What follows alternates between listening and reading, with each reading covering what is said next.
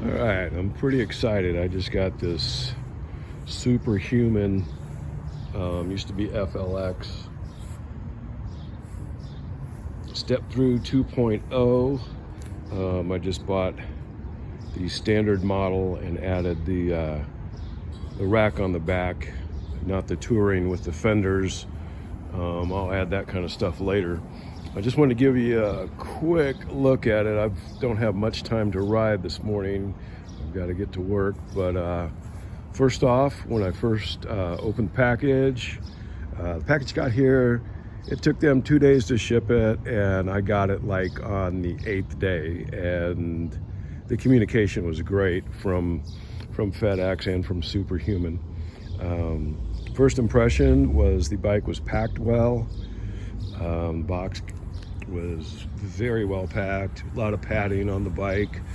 There's not like any big scratches or anything when I got it out of the box. Assembly was fairly easy. We had to put on the front wheel assembly, put air in the tires, bolt up the handlebars and the stem.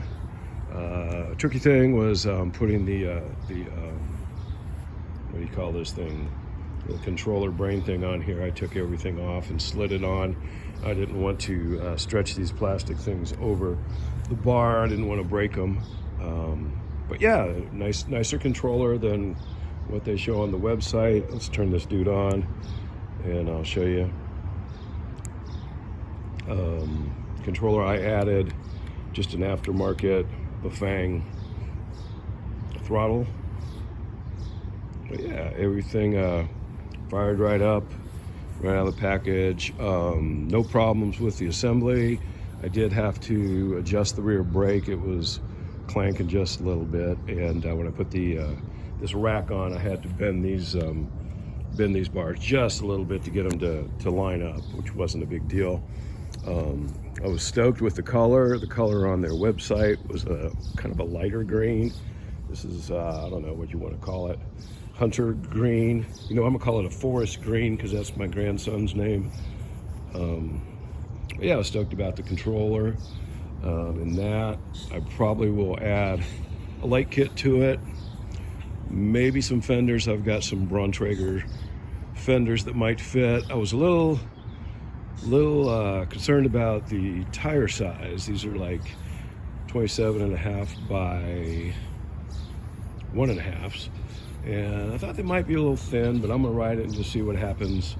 I can always, they've got the same, the Kenda Coast tire comes in a 175, and just a standard mountain bike tire that's even cheaper. I could go with that up to, I actually asked the guys at Superhuman, and they said you could get up to maybe a 2.3 if it wasn't too knobby.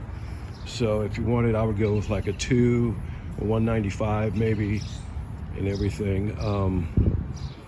I'll give you impressions on the ride later when I get to ride more. Just riding around the block, it felt really good. I like the torque sensor and everything. This had all, just checked most of the boxes. The front fork, the air shock seems really smooth. I like the way the pedal feels. The motor is pretty quiet actually, and the 10-speed transmission here is really nice. I did a few hills. I live in a real hilly area. Yeah, kind of first impression. I'm pretty stoked to get out and ride this thing, and I'll give you a review later. There's not a lot of reviews on this thing out there, but I think it's worth a shot. I've looked at a lot of different bikes before I bought this one. All torque sensor bikes, because that's what I wanted. So I looked at the Aventon, a Trek, and was considering some of the other. I didn't want to go as big as like the Freedair Eden or something that big, but yeah, I'm pretty stoked about this, and talk to you later.